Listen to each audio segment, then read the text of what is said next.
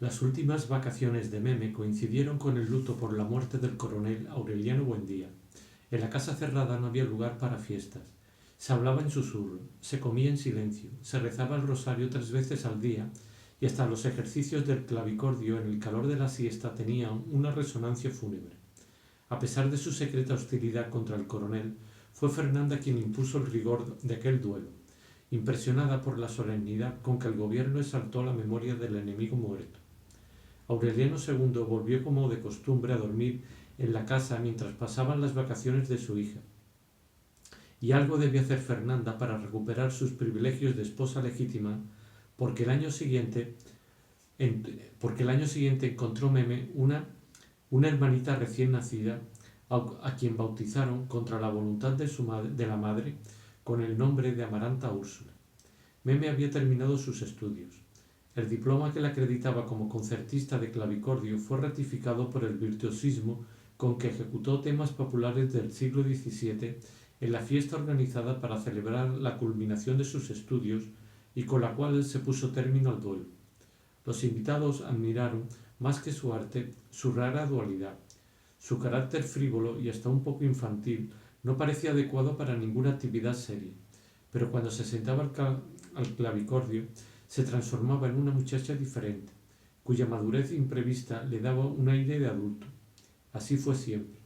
En verdad no tenía una vocación definida, pero había logrado las más altas calificaciones mediante una disciplina inflexible, para no contrariar a su madre. Habrían podido imponerle el aprendizaje de cualquier otro oficio y los resultados hubieran sido los mismos. Desde muy niña le molestaba el rigor de Fernanda, su costumbre de decidir por los demás, y habría sido capaz de un sacrificio mucho más duro que las lecciones de clavicordio, solo por no tropezar con su intransigencia. En el acto de clausura tuvo la impresión de que el pergamino con letras góticas y mayúsculas historiadas la liberaba de un compromiso que había aceptado no tanto por obediencia como por comodidad, y creyó que a partir de entonces ni la porfiada Fernanda volvería a preocuparse por un instrumento que hasta las monjas consideraban como un fósil de museo.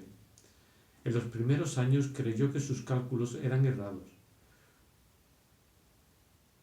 porque después de haber dormido a media ciudad no solo en las salas de visitas, sino en cuantas veladas benéficas, sesiones escolares y conmemoraciones patrióticas se celebraban en Macondo, su madre siguió invitando a todo recién llegado que suponía capaz de apreciar las virtudes de la hija. Solo después de la muerte de Amaranta, cuando la familia volvió a encerrarse por un tiempo en el luto, pudo Meme clausurar el clavicordio y olvidar la llave en cualquier ropero, sin que Fernanda se molestara en averiguar en qué momento ni por culpa de quién se había extraviado. Meme resistió las exhibiciones con el mismo estoicismo con que se consagró al aprendizaje. Era el precio de su libertad. Fernanda estaba tan complacida con su docilidad y tan orgullosa de la admiración que despertaba su arte que nunca se opuso a que tuviera la casa llena de amigas y pasaba la tarde en las plantaciones pasara la tarde en las plantaciones y fuera al cine con Aureliano II o con señoras de confianza, siempre que la película hubiera sido autorizada en el púlpito por el padre Antonio Isabel. En aquellos ratos de esparcimiento se revelaban los verdaderos gustos de la disciplina. En las fiestas ruidosas, en los comadreos de enamorados, en los prolongados encierros con sus amigas, donde aprendían a fumar y conversaban de asuntos de hombres, y donde una vez se les pasó la mano con 3 botellas de ron de caña y terminaron desnudas midiéndose y comparando las partes de sus cuerpos. Meme no olvidaría jamás la noche en que entró en la casa masticando rizomas de regaliz y sin que advirtieran su trastorno se sentó a la mesa en que Fernanda y Amaranta cenaban sin dirigirse la palabra. Había pasado 2 horas tremendas en el dormitorio de una amiga, llorando de risa y de miedo, y en el otro lado de la crisis había encontrado el raro sentimiento de valentía que le hizo falta para fugarse del colegio y decirle a su madre con esas o con otras palabras que bien podía ponerse una lavativa de clavicordio. Sentada en la cabecera de la mesa, Tomando un caldo de pollo que le caía en el estómago como un elixir de resurrección, Meme vio entonces a Fernanda y Amaranta envueltas en el halo acusador de la realidad. Tuvo que hacer un gran esfuerzo para no echarles en cara sus remilgos, su pobreza de espíritu, sus delirios de grandeza.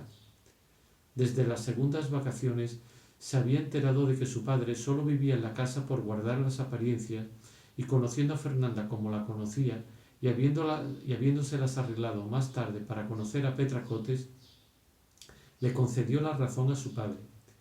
También hubiera preferido ser la hija de la concubina. En el embotamiento del alcohol, Meme pensaba con deleite en el escándalo que se habría suscitado si en aquel momento hubiera expresado sus pensamientos, y fue tan intensa la íntima satisfacción de la picardía que Fernanda la advirtió. «¿Qué te pasa?», preguntó. «Nada», contestó Meme, «que apenas ahora descubro cuánto las quiero». Amaranta se asustó con la evidente carga de odio que llevaba la declaración, pero Fernanda se sintió tan conmovida que creyó volverse loca cuando Meme despertó a medianoche con la cabeza cuarteada por el dolor y ahogándose en vómitos de hiel. Le dio un frasco de aceite de castor, le puso cataplasmas en el vientre y bolsas de hielo en la cabeza, y la obligó a cumplir la dieta y el encierro de 5 días ordenados por el nuevo y extravagante médico francés que, después de examinarla más de 2 horas, llegó a la conclusión nebulosa de que tenía un trastorno propio de mujer. Abandonada por la valentía, en un miserable estado de desmoralización, a Meme no le quedó otro recurso que aguantar. Abandonada por la valentía, en un miserable estado de desmoralización, a Meme no le quedó otro recurso que aguantar. Úrsula, ya completamente ciega, pero todavía activa y lúcida, fue la única que intuyó el diagnóstico exacto. Para mí, pensó, estas son las mismas cosas que les dan a los borrachos. Pero no solo rechazó la idea, sino que se reprochó la ligereza de pensamiento. Aureliano II sintió un retortijón de conciencia cuando vio el estado de postración de Meme y se prometió ocuparse más de ella en el futuro. Fue así como nació la relación de alegre camaradería entre el padre y la hija, que lo liberó a él por un tiempo de la amarga soledad de las parrandas, y la liberó a ella de la tutela de Fernanda sin tener que provocar la crisis doméstica que ya parecía inevitable. Aureliano II aplazaba entonces cualquier compromiso para estar con Meme, para llevarla al cine o al circo, y le dedicaba la mayor parte de su ocio. En los últimos tiempos, el estorbo de la obesidad absurda que ya no le permitía amarrarse los cordones de los zapatos y la satisfacción abusiva de toda clase de apetitos habían empezado a agriarle el carácter. El descubrimiento de la hija le restituyó la antigua jovialidad, y el gusto de estar con ella lo iba apartando poco a poco de la disipación. Meme despuntaba en una edad frutal. No era bella, como nunca lo fue Amaranta, pero en cambio era simpática, descomplicada, y tenía la virtud de caer bien desde el primer momento. Tenía un espíritu moderno que lastimaba la anticuada sobriedad y el mal disimulado corazón cicatero de Fernanda, y que en cambio Aureliano II se complacía en patrocinar.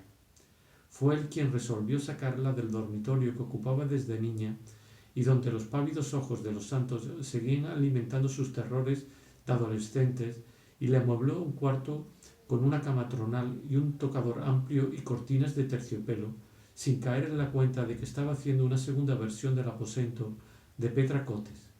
Era tan pródigo con Meme que ni siquiera sabía cuánto dinero le proporcionaba, porque ella misma se lo sacaba de los bolsillos y la mantenía al tanto de cuanta novedad embellecedora llegaba a los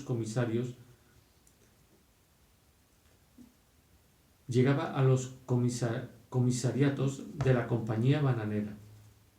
En cuanto a Meme, el cuarto de Meme se llenó de almohadillas de piedra pómez para pulirse las uñas, rizadores de cabellos, brilladores de dientes, colidios para languidecer la mirada, y tantos y tan novedosos cosméticos y artefactos de belleza que cada vez que Fernanda entraba en el dormitorio se escandalizaba con la idea de que el tocador de la hija debía ser igual al de las matronas francesas.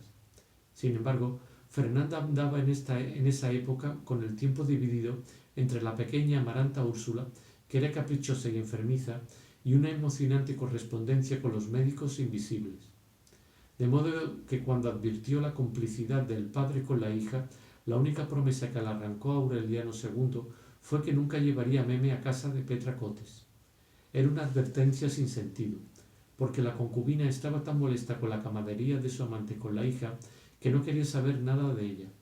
La atormentaba un temor desconocido, como si el instinto le dijera que Meme, con solo desearlo, podría conseguir lo que no pudo conseguir Fernanda, privarla de un amor que ya consideraba asegurado hasta la muerte.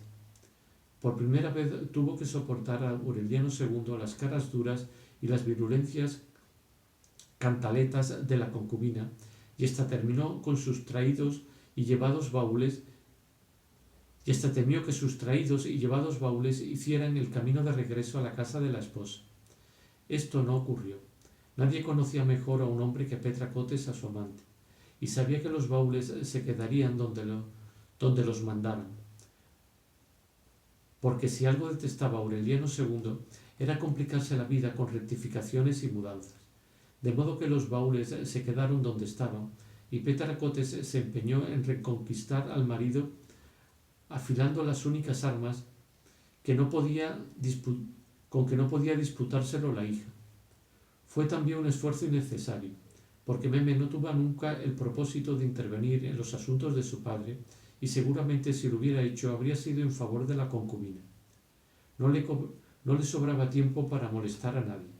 Ella misma barría el dormitorio y arreglaba la cama, como le enseñaron las monjas. En la mañana se ocupaba de su ropa, bordando en el corredor o cosiendo en la vieja máquina de manivela de Amaranta. Mientras los otros hacían la siesta, practicaba 2 horas el clavicordio, sabiendo que el sacrificio diario mantendría calmada a Fernanda. Por el mismo motivo seguía ofreciendo conciertos en bazares eclesiásticos y veladas escolares, aunque las solicitudes eran cada vez menos frecuentes. Al atardecer se arreglaba, se ponía sus trajes sencillos y duros borceguíes, y si no tenía algo que hacer con su padre iba a casa de amigas, donde permanecía hasta la hora de la cena. Era excepcional que Aureliano II no fuera a buscarla entonces para llevarla al cine. Entre las amigas de Meme había 3 jóvenes norteamericanas que rompieron el cerco del gallinero electrificado y establecieron amistad con las muchachas de Macondo. Una de ellas era Patricio Brown. Agradecido con la hospitalidad de Aureliano II, el señor Brown le abrió a Meme las puertas de su casa y la invitó a los bailes de los sábados, que eran los únicos en que los gringos alternaban con los nativos. Cuando Fernanda lo supo, se olvidó por un momento de Amaranta Úrsula y los médicos invisibles y armó todo un melodrama. Imagínate, le dijo a Meme, lo que va a pensar el coronel en su tumba. Estaba buscando, por supuesto, el apoyo de Úrsula, pero la anciana ciega, al contrario de lo que todos esperaban, consideró que no había nada reprochable en que Meme asistiera a los bailes y cultivara amistad con las norteamericanas de su edad, siempre que conservara su firmeza de criterio y no se dejara convertir a la religión protestante. Meme captó muy bien el pensamiento de la tatarabuela y al día siguiente de los bailes se levantaba más temprano que de costumbre para ir a misa. La oposición de Fernanda resistió hasta el día en que Meme la desarmó con la noticia de que los norteamericanos querían oírla tocar el clavicordio. El instrumento fue sacado una vez más de la casa y llevado a la del señor Brown, donde en efecto la joven concertista recibió los aplausos más sinceros y las felicitaciones más entusiastas. Desde entonces no solo le invitaron a los bailes, sino también a los baños dominicales en la piscina y a almorzar una vez por semana. Meme aprendía a nadar como una profesional, a jugar al tenis y a comer jamón de Virginia con rebanadas de piña. Entre bailes, piscinas y tenis se encontró de pronto desenredándose en inglés. Aureliano II se entusiasmó tanto con los progresos de la hija que le compró a un vendedor viajero una enciclopedia inglesa en 6 volúmenes y con numerosas láminas de colores, que Meme leía en sus horas libres. La lectura ocupó la atención que antes destinaba a los comadreos de enamorados o a los encierros experimentales con sus amigas, no porque se lo hubiera impuesto como disciplina, sino porque ya había perdido todo interés en comentar misterios que eran del dominio público. Recordaba la borrachera como una aventura infantil y le parecía tan divertida que se la contó a Aureliano II y a éste le pareció más divertido que a ella. Si tu madre lo supiera, le dijo, ahogándose de risa, como le decía siempre que ella le hacía una confidencia. Él le había hecho prometer que con la misma confianza lo pondría al corriente de su primer noviazgo. Y Meme le había contado que simpatizaba con un pelirrojo norteamericano que fue a pasar vacaciones con sus padres.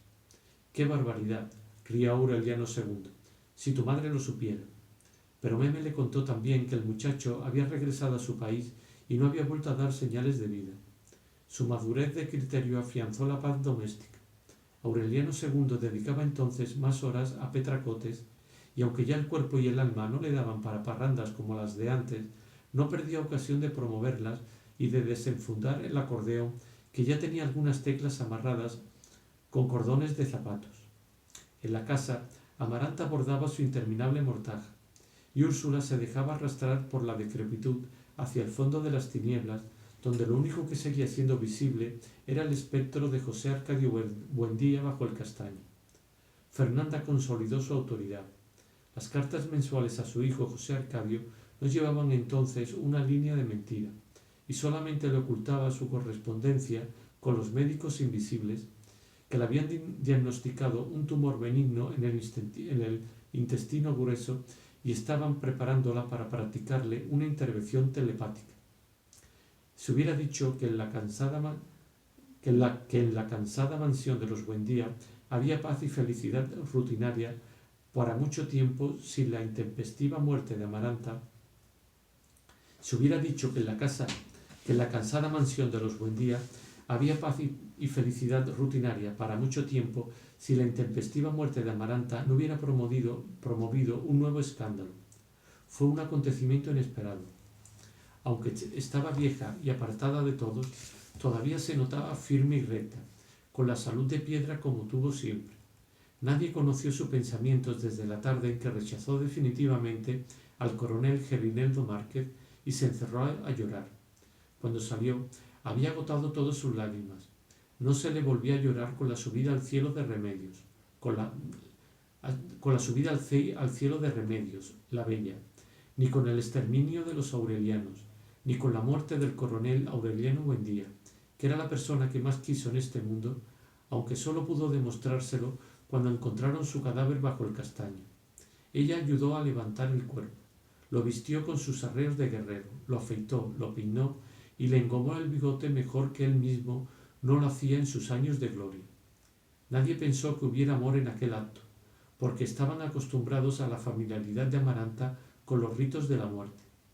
Fernanda se escandalizaba de que no entendiera las relaciones del catolicismo con la vida, sino únicamente sus relaciones con la muerte, como si no fuera una religión, sino un prospecto de convencionalismos funerarios. Amaranta estaba demasiado enredada en el berenjenal de sus recuerdos para entender aquellas sutilezas apologéticas. Había llegado a la vejez con todas sus nostalgias vivas.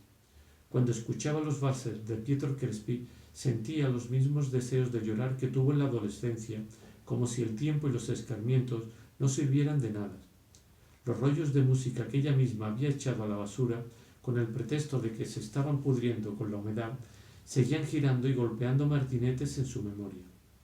Había tratado de hundirlos en la pasión pantanosa que se permitió con su sobrino Aureliano José y había tratado de refugiarse en la protección serena y viril del coronel Gerineldo Márquez, pero no había conseguido derrotarlos ni con el acto más desesperado de su vejez. Cuando bañaba al pequeño José Arcadio 3 años antes de que lo mandaran al seminario y lo acariciaba no como podía hacerlo una abuela con un nieto, sino como lo hubiera hecho una mujer con un hombre, como se contaba que lo hacían las matronas francesas, y como ella quiso hacerlo con Pietro Crespi a los 14 años, cuando lo vio con sus pantalones de baile y la varita mágica con que llevaba el compás del metrónomo. A veces le dolía haber dejado a su paso aquel reguero de miseria, y a veces le daba tanta rabia que se pinchaba los dedos con las agujas, pero más le dolía y más rabia le daba y más la amargaba el fragante y agusanado guayabal de amor que iba arrastrando hacia la muerte. Como el coronel Aureliano Buendía pensaba en la guerra sin poder evitarlo, Amaranta pensaba en Rebeca. Pero mientras su hermano había conseguido esterilizar los recuerdos, ella solo había conseguido escaldarlos. Lo único que le rogó a Dios durante muchos años fue que no le mandara el castigo de morir antes que Rebeca. Cada vez que pasaba por su casa y advertía los progresos de la destrucción, se complacía con la idea de que Dios la estaba oyendo. Una tarde, cuando cosía en el corredor, la asaltó la certidumbre de que ella estaría sentada en ese lugar, en esa misma posición y bajo esa misma luz, cuando le llevaran la noticia de la muerte de Rebeca. Se sentó a esperarla, como quien espera una carta, y era cierto que en una época arrancaba botones para volver a pegarlos, de modo que la ociosidad no hiciera más larga y angustiosa la espera. Nadie se dio cuenta en la casa de que Amaranta tejió entonces una preciosa mortaja para Rebeca. Más tarde, cuando Aureliano Triste contó que la había visto convertida en una imagen de aparición, con la piel cuarteada y unas pocas hebras amarillentas en el cráneo, Amaranta no se sorprendió, porque el espectro descrito era igual al que ella imaginaba desde hacía mucho tiempo. Había decidido restaurar el cadáver de Rebeca, disimular con parafina los estragos del rostro y hacerle una peluca con los cabellos de los santos. Fabricaría un cadáver hermoso, con la mortaja de lino y un ataúd forrado de peluche con vueltas de púrpura, y lo pondría a disposición de los gusanos en unos funerales espléndidos. Elaboró el plan con tanto odio que la estremeció la idea de que lo habría hecho de igual modo si hubiera sido con amor, pero no se dejó aturdir por la confusión, sino que siguió perfeccionando los detalles tan minuciosamente que llegó a ser, más que una especialista, una virtuosa en los ritos de la muerte. Lo único que no tuvo en cuenta en su plan tremendista fue que, a pesar de sus súplicas a Dios, ella podía morirse primero que Rebeca. Así ocurrió, en efecto, pero en el instante final Amaranta no se sintió frustrada, sino por el contrario liberada de toda amargura, porque la muerte le deparó el privilegio de anunciarse con varios años de anticipación. La vio un mediodía ardiente, cosiendo con ella en el corredor, poco antes de que Meme se fue al colegio. La reconoció en el acto, y no había nada pavoroso en la muerte, porque era una mujer vestida de azul con el cabello largo, de aspecto un poco anticuado y con un cierto parecido a Pilar Ternera en la época en que las ayudaba en los oficios de cocina. Varias veces Fernanda estuvo presente y no la vio, a pesar de que era tan real, tan humana, que en alguna ocasión le pidió a Amaranta el favor de que le ensartara una aguja. La muerte no le dijo cuándo se iba a morir, ni si su hora estaba señalada antes que la de Rebeca, sino que le ordenó empezar a tejer su propia mortaja el próximo 6 de abril. La autorizó para que la hiciera tan complicada y primorosa como ella quisiera, pero tan honradamente como hizo la de Rebeca, y le advirtió que había de morir sin dolor, ni miedo, ni amargura, al anochecer del día en que la terminara. Tratando de perder la mayor cantidad posible de tiempo, Amaranta encargó las hilazas de lino bayal y ella misma fabricó el lienzo.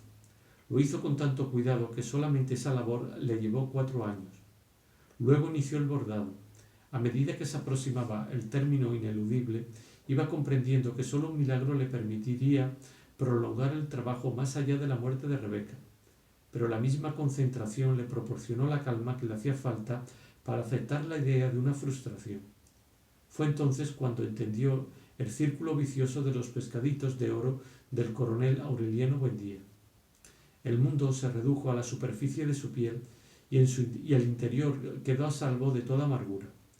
Le dolió no haber tenido aquella revelación muchos años antes, cuando aún fuera posible purificar los recuerdos y reconstruir el universo bajo una luz nueva, y evocar sin estremecerse el olor del espliego de Pietro Crespi al atardecer, y rescatar a Rebeca de su salsa de miseria, no por odio ni por amor, sino por la comprensión sin medidas de la soledad. El odio que advirtió una noche en las palabras de Meme no la conmovió porque la afectara, sino porque se sintió repetida en otra adolescencia que parecía tan limpia como debió parecer la suya y que, sin embargo, estaba ya viciada por el rencor. Pero entonces era tan honda la conformidad con su destino que ni siquiera la inquietó la certidumbre de que estaban cerradas todas las posibilidades de rectificación. Su único objetivo fue terminar la mortaja. En vez de retardarla con preciosismos inútiles, como lo hizo al principio, apresuró la labor. Una semana antes calculó que daría la última puntada en la noche del 4 de febrero y, sin revelarle el motivo, le sugirió a Meme que anticipara un concierto de clavicordio que tenía previsto para el día siguiente. Pero ella no le hizo caso. Amaranta buscó entonces la manera de retrasarse 48 horas y hasta pensó que la muerte la estaba complaciendo, porque la noche del 4 de febrero una tempestad descompuso la planta eléctrica.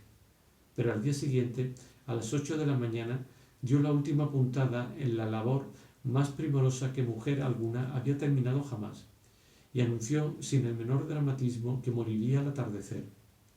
No solo previno a la familia, sino a toda la población, porque Amaranta se había hecho la idea de que se podía reparar una vida de mezquindad con un último favor al mundo, y pensó que ninguno era mejor que llevarles cartas a los muertos. La noticia de que Amaranta Buendía zarpaba al crepúsculo llevando el correo de la muerte se divulgó en Macondo antes del mediodía, y a las 3 de la tarde había en la sala un cajón lleno de cartas. Quienes no quisieron escribir le dieron a Amaranta recados verbales que ella anotó en una libreta con el nombre y la fecha de la muerte del destinatario. No se preocupe, tranquilizaba a los remitentes. Lo primero que haré al llegar será preguntar por él y le daré su recado. Parecía una farsa. Amaranta no revelaba trastorno alguno, ni el más leve signo de dolor, y hasta se notaba un poco rejuvenecida por el deber cumplido. Estaba tan derecha y esbelta como siempre. De no haber sido por los pómulos endurecidos y la falta de algunos dientes, habría parecido mucho menos vieja de lo que era en realidad. Ella misma dispuso que se metieran las cartas en una caja embreada e indicó la manera como debía colocarse en la tumba para preservarla mejor de la humedad. En la mañana había llamado a un carpintero que le tomó las medidas para el ataúd, de pie en la sala, como si fueran para un vestido. Se le despertó tal dinamismo en las últimas horas que Fernanda creyó que se estaba burlando de todos. Úrsula, con la experiencia de que los Buendías se morían sin enfermedad, no puso en duda que Amaranta había tenido el presagio de la muerte. Pero en todo caso la atormentó el temor de que en el trajín de las cartas y la ansiedad de que llegaran pronto, los ofuscados remitentes la fueran a enterrar viva. Así que se empeñó en despejar la casa, disputándose a gritos con los intrusos, y a las 4 de la tarde lo había conseguido. A esa hora, Amaranta acababa de repartir sus cosas entre los pobres, y sólo había dejado sobre el severo ataúd de tablas, sin pulir, la muda de ropa y las sencillas babuchas de pana que había de llevar en la muerte. No pasó por alto esa precaución al recordar que cuando murió el coronel Aureliano Buendía hubo que comprarle un par de zapatos nuevos, porque ya solo le quedaban las pantuflas que usaba en el taller. Poco antes de las 5, Aureliano II fue a buscar a Meme para el concierto, y se sorprendió de que la casa estuviera preparada para el funeral. Si alguien parecía vivo a esa hora era la serena Amaranta, a quien el tiempo le había alcanzado hasta para rebanarse los callos. Aureliano II y Meme se despidieron de ella con adioses de burla y le prometieron que el sábado siguiente harían la parranda de la resurrección. Atraído por las voces públicas de que Amaranta Buendía estaba recibiendo cartas para los muertos, el padre Antonio Isabel llegó a las 5 con el viático y tuvo que esperar más de 15 minutos a que la moribunda saliera del baño. Cuando la vio aparecer con un camisón de malapolán y el cabello suelto en la espalda, el decrépito párroco creyó que era una burla y despachó al monaguillo. Pensó, sin embargo, aprovechar la ocasión para confesar a Amaranta después de casi 20 años de reticencia. Amaranta replicó sencillamente que no necesitaba asistencia espiritual de ninguna clase porque tenía la conciencia limpia. Fernanda se escandalizó. Sin cuidarse de que no la oyeran, se preguntó en voz alta qué espantoso pecado habría cometido Amaranta cuando prefería una muerte sacrílega a la vergüenza de una confesión. Entonces Amaranta se acostó y obligó a Úrsula a dar testimonio público de su virginidad. Que nadie se haga ilusiones, gritó, para que la oyera Fernanda. Amaranta Buendía se va de este mundo como vino. No se volvió a levantar. Recostada en almohadones, como si de veras estuviera enferma, tejió sus largas trenzas y se las enrolló sobre las orejas, como la muerte le había dicho que debía estar en el ataúd. Luego le pidió a Úrsula un espejo, y por primera vez en más de 40 años vio su rostro devastado por la edad y el martirio, y se sorprendió de cuánto se parecía a la imagen mental que tenía de sí mismo. Úrsula comprendió por el silencio de la alcoba que había empezado a oscurecer. Despídete de Fernanda, le suplicó. Un minuto de reconciliación tiene más mérito que toda una vida de amistad. Ya no vale la pena, replicó Amaranta. Meme no pudo no pensar en ella cuando encendieron las luces del improvisado escenario y empezó la segunda parte del programa. A mitad de la pieza alguien le dio la noticia al oído y el acto se suspendió. Cuando llegó a la casa, Aureliano II tuvo que abrirse paso a empujones por entre la muchedumbre para ver el cadáver de la anciana doncella, fea y de mal color, con la venda negra en la mano y envuelta en la mortaja primorosa. Estaba expuesto en la sala junto al cajón del correo. Úrsula no volvió a levantarse después de las 9 de la noche. Úrsula no volvió a levantarse después de las 9 noches de Amaranta. Santa Sofía de la Piedad se hizo cargo de ella. Le llevaba al dormitorio la comida y el agua de Vija para que se lavara, y la mantenía al corriente de cuanto pasaba en Macondo. Aureliano II la visitaba con frecuencia y llevaba ropas que ella ponía cerca de la cama junto con las cosas más indispensables para el vivir diario, de modo que en poco tiempo se había construido un mundo al alcance de la mano. Logró despertar un gran afecto en la pequeña Amaranta Úrsula, que era idéntica a ella y a quien enseñó a leer. Su lucidez, la habilidad para bastarse a sí misma, hacían pensar que estaba naturalmente vencida por el peso de los 100 años. Pero aunque era evidente que andaba mal de la vista, nadie sospechó que estaba completamente ciega. Disponía entonces de tanto tiempo y de tanto silencio interior para vigilar la vida de la casa, que fue ella la primera en darse cuenta de la callada tribulación de Meme. Ven acá, le dijo, ahora que estamos solas, confiésale a esta pobre vieja lo que te pasa. Meme eludió la conversación con una risa entrecortada. Úrsula no insistió, pero acabó de confirmar sus sospechas cuando Meme no volvió a visitarla. Sabía que se arreglaba más temprano que de costumbre, que no tenía un instante de sosiego mientras esperaba la hora de salir a la calle, que pasaba noches enteras dando vuelta en la cama en el dormitorio contiguo y que la atormentaba el revoloteo de una mariposa. En cierta ocasión le oyó decir que iba a verse con Aureliano II, y Úrsula se sorprendió de que Fernanda fuera tan corta de imaginación que no sospechó nada cuando su marido fue a la casa a preguntar por la hija. Era demasiado evidente que Meme andaba en asuntos sigilosos, en compromisos urgentes, en ansiedades reprimidas, desde mucho antes de la noche en que Fernanda alborotó la casa porque la encontró besándose con un hombre en el cine. La propia Meme andaba entonces tan ensimismada que acusó a Úrsula de haberla denunciado. En realidad se denunció a sí misma. Desde hacía tiempo dejaba a su paso un reguero de pistas que habrían despertado al más dormido, y si Fernanda tardó tanto tiempo en descubrirlas fue porque también ella estaba obnubilada con sus relaciones secretas con los médicos invisibles. Aun así terminó por advertir los hondos silencios, los sobresaltos intempestivos, las alternativas del humor y las contradicciones de la hija. Se empeñó en una vigilancia disimulada pero implacable. La dejó ir con sus amigas de siempre. La ayudó a vestirse para las fiestas del sábado y jamás le hizo una pregunta impertinente que pudiera alertarla. Tenía ya muchas pruebas de que Meme hacía cosas distintas de las que anunciaba, y todavía no dejó de vislumbrar sus sospechas en espera de la ocasión decisiva. Una noche, Meme le anunció que iba al cine con su padre. Poco después, Fernanda oyó los cohetes de la parranda y el inconfundible acordeón de Aureliano II por el rumbo de Petra Cotes. Entonces se vistió, entró en el cine y en la penumbra de las lunetas reconoció a su hija.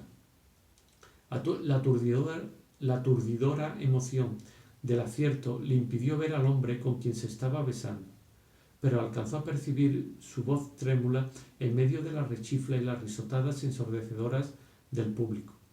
«Lo siento, amor», le oyó decir, y sacó a Meme del salón sin decirle una palabra, y la sometió a la vergüenza de llevarla por la bulliciosa calle de los Turcos y la encerró con llave en el dormitorio. Al día siguiente, a las 6 de la tarde, Fernanda reconoció la voz del hombre que fue a visitarla.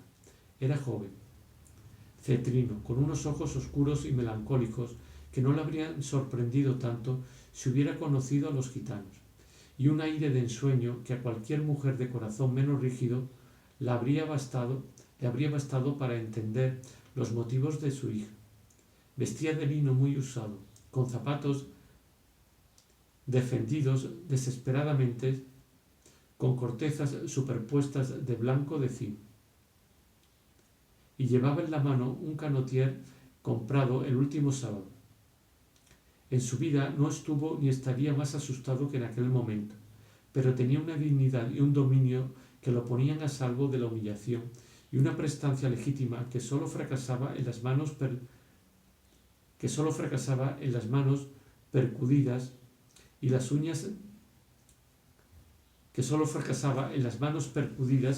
uñas astilladas por el trabajo rudo. A Fernanda, sin embargo, le bastó el verlo una vez para intuir su condición de menestral.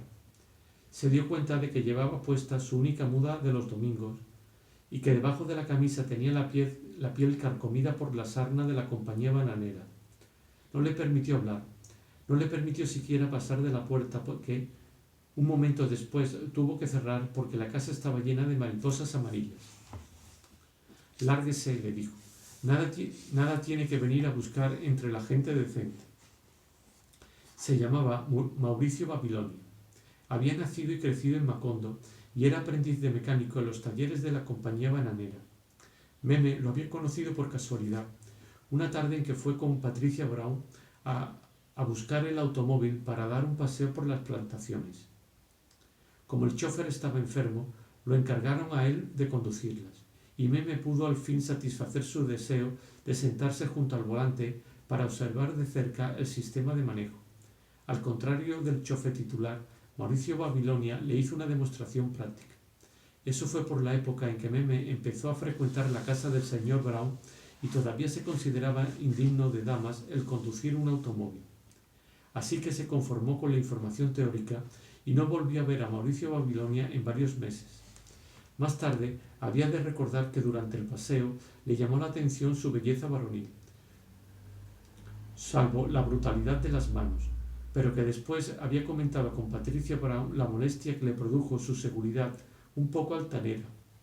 El primer sábado en que fue al cine con su padre, volvió a ver a Mauricio Babilonia con su muda de lino, sentado a poca distancia de ellos, y advirtió que él se que él se desinteresaba de la película para volverse a mirarla, no tanto por verla como para que ella notara que la estaba mirando. A Meme le molestó la vulgaridad de aquel sistema. Al final, Mauricio Babilonia se acercó a saludar a Aureliano II y solo entonces se enteró Meme de que se conocían, porque él había trabajado en la primitiva planta eléctrica de Aureliano Triste y trataba a su padre con una actitud de subalterno. Esa comprobación la alivió del disgusto que le causaba su altanería. No se habían visto a solas, ni se habían cruzado una palabra distinta del saludo. La noche en que soñó que él la salvaba de un naufragio y ella no experimentaba un sentimiento de gratitud sino de rabia. Era como haberle dado una oportunidad que él deseaba, siendo que Meme anhelaba lo contrario, no solo con Mauricio Babilonia, sino con cualquier otro hombre que se interesara en ella. Por eso le indignó tanto que después del sueño, en vez de detestarlo, hubiera experimentado una urgencia irresistible de verlo. La ansiedad se hizo más intensa en el curso de la semana, y el sábado era tan apremiante que tuvo que hacer un gran esfuerzo para que Mauricio Babilonia no notara al saludarla en el cine que se le estaba saliendo el corazón por la boca. Ofuscada por una confusa sensación de placer y rabia, le tendió la mano por primera vez, y solo entonces Mauricio Babilonia se permitió estrecharse. Meme alcanzó en una fracción de segundo a arrepentirse de su impulso, pero el arrepentimiento se transformó de inmediato en una satisfacción cruel al comprobar que también la mano de él estaba sudorosa y helada. Esa noche comprendió que no tendría un instante de sosiego mientras no le demostrara a Mauricio Babilonia la vanidad de su aspiración, y pasó la semana revoloteando en torno a esa ansiedad. Recurrió a toda clase de artimañas inútiles para que Patricia Brown la llevara a buscar el automóvil. Por último, se valió del pelirrojo norteamericano que por esa época fue a pasar vacaciones en Macondo y con el pretexto de conocer los nuevos modelos de automóviles se hizo llevar a los talleres. Desde el momento en que lo vio, Meme dejó de engañarse a sí mismo y comprendió que lo que pasaba en realidad es que no podía soportar los deseos de estar a solas con Mauricio Babilonia, y la indignó la certidumbre de que éste lo había comprendido al verla llegar. Bien, vine a ver los nuevos modelos, dijo Meme. Es un buen pretexto, dijo él. Meme se dio cuenta de que se estaba chicharrando en la lumbre de su altivez, y buscó desesperadamente una manera de humillarlo. Pero él no le dio tiempo. No se asuste, le dijo en voz baja. No es la primera vez que una mujer se vuelve loca por un hombre. Se sintió tan desamparada que abandonó el taller sin ver los nuevos modelos y pasó la noche de extremo a extremo dando vueltas en la cama y llorando de indignación. El pelirrojo norteamericano, que en realidad empezaba a interesarle, le pareció una criatura en pañales. Fue entonces cuando cayó en la cuenta de que las mariposas amarillas que precedían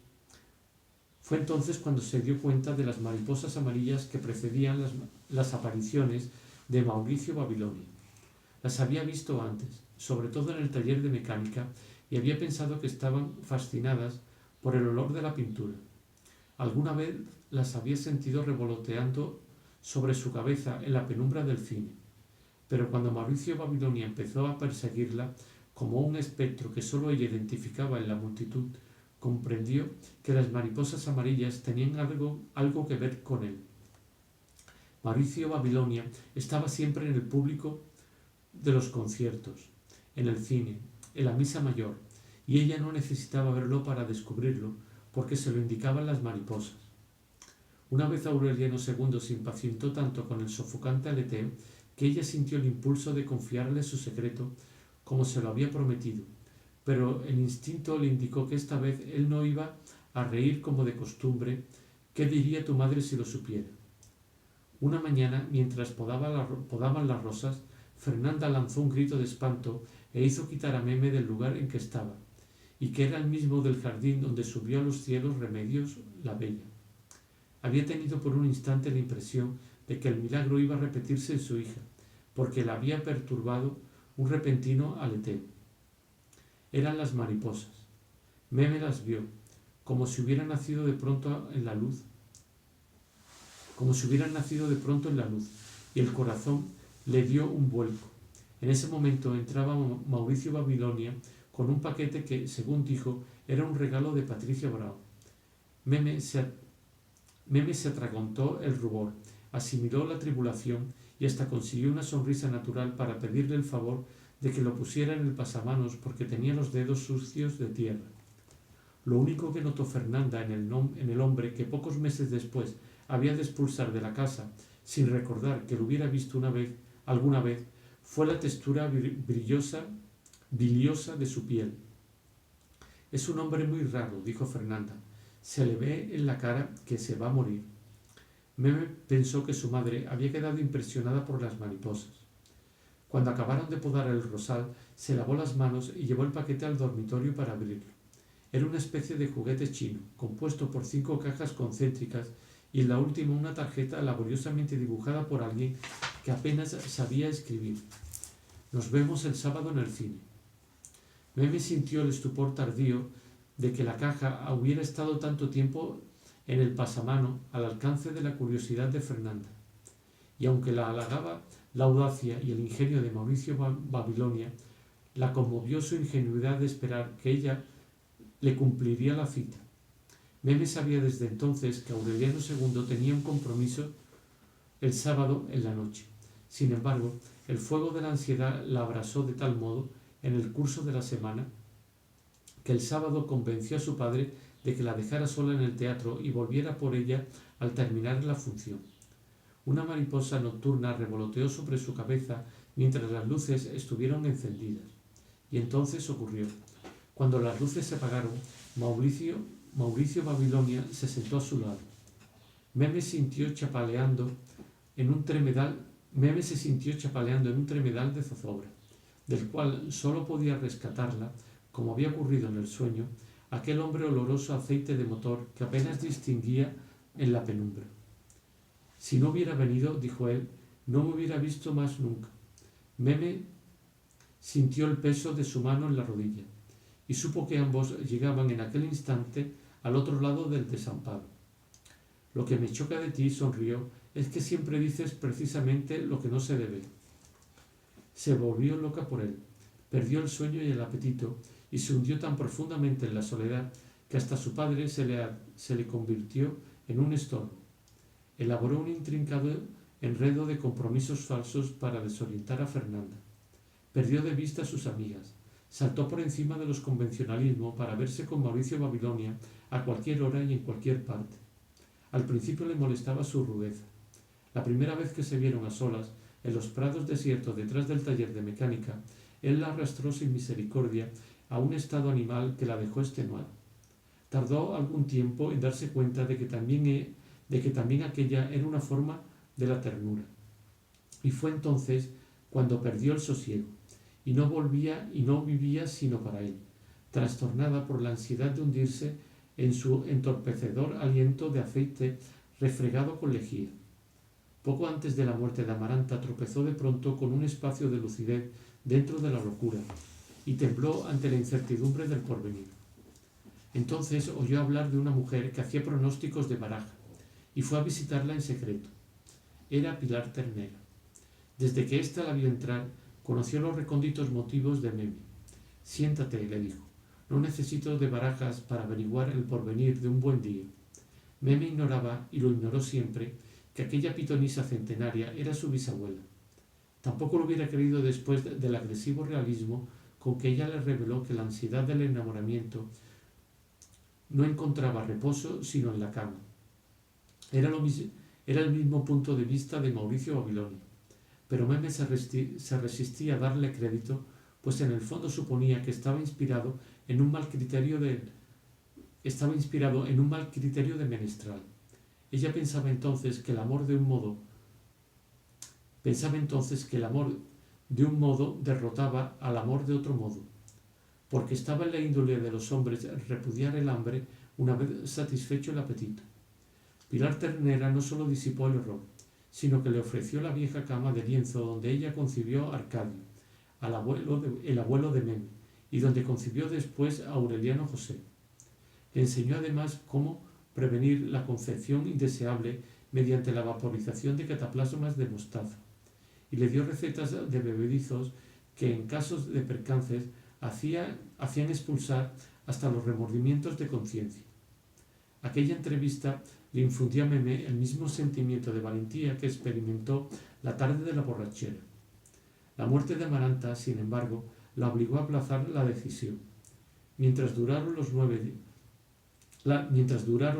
noches, ella no se apartó un instante de Mauricio Babilonia, que andaba confundido con la muchedumbre que invadió la casa. Vinieron luego el luto prolongado y el encierro obligatorio, y se separaron por un tiempo. Fueron días de tanta agitación interior, de tanta ansiedad irreprimible y tantos anhelos reprimidos, que la primera tarde en que Meme logró salir fue directamente a la casa de Pilar Ternera. Se entregó a Mauricio Babilonia sin resistencia, sin pudor, sin formalismo, y con una vocación tan fluida y una intuición tan sabia que un hombre más suspicaz que el suyo hubiera podido confundirlas con una acendrada experiencia. Se amaron 2 veces por semana durante más de 3 meses, protegidos por la complicidad inocente de Aureliano II, que acreditaba sin malicias las coartadas de la hija, solo por verla liberada de la rigidez de su madre. La noche en que Fernanda la sorprendió en el cine, Aureliano II se sintió agobiado por el peso de la conciencia y visitó a Meme en el dormitorio donde la encerró Fernanda, confiando en que ella se desahogaría con él de las confidencias que le estaba debiendo. Pero Meme lo negó todo. Estaba tan segura de sí misma, tan aferrada a su soledad, que Aureliano II tuvo la impresión de que ya no existía ningún vínculo entre ellos, que la camaradería y la complicidad no eran más que una ilusión del pasado. Pensó hablar con Mauricio Babilonia, creyendo que su autoridad de antiguo patrón lo haría desistir de sus propósitos, pero Petra Cotes lo convenció de que aquellos eran asuntos de mujeres, así que quedó flotando en un limbo de indecisión y apenas sostenido por la esperanza de que el encierro terminara con las tribulaciones de la hija. Meme no dio muestra alguna de aflicción. Al contrario, desde el dormitorio contiguo percibió Úrsula el ritmo sosegado de su sueño, la serenidad de sus quehaceres, el orden de sus comidas y la buena salud de su digestión. Lo único que intrigó a Úrsula después de casi 2 meses de castigo fue que Meme no se bañara en la mañana, como lo hacían todos, sino a las 7 de la noche. Alguna vez pensó prevenirla contra los alacranes, pero Meme era tan esquiva con ella, por la convicción de que la había denunciado, que prefirió no perturbarla con impertinencias de tatarabuela. Las mariposas amarillas invadían la casa desde el atardecer. Todas las noches, al regresar del baño, Meme encontraba a Fernanda desesperada, matando mariposas con la bomba de insecticida. Esto es una desgracia, decía. Toda la vida me contaron que las mariposas nocturnas llaman la mala suerte. Una noche, mientras Meme estaba en el baño, Fernanda entró en su dormitorio por casualidad, y había tantas mariposas que apenas se podía respirar. Agarró cualquier trapo para espantarlas y el corazón se le heló de vapor al relacionar los baños nocturnos de su hija con las cataplasmas de mostazas que rodaron por el suelo. No esperó un momento oportuno, como lo hizo la primera vez. Al día siguiente invitó a almorzar al nuevo alcalde, que como ella había bajado de los páramos, y le pidió que estableciera una guardia nocturna en el traspatio porque tenía la impresión de que se estaban robando las gallinas. Esa noche, la guardia derribó a Mauricio Babilonia cuando levantaba las tejas para entrar en el baño donde Meme lo esperaba, desnuda y temblando de amor entre los alacranes y las mariposas, como lo había hecho casi todas las noches de los últimos meses. Un proyectil incrustado en la columna vertebral lo redujo a la cama por el resto de su vida. Murió de viejo en la soledad, sin un quejido, sin una protesta, sin una sola tentativa de infidencia, atormentado por los recuerdos y por las mariposas amarillas que no le concedieron un instante de paz, y públicamente repudiado como un ladrón de gallinas.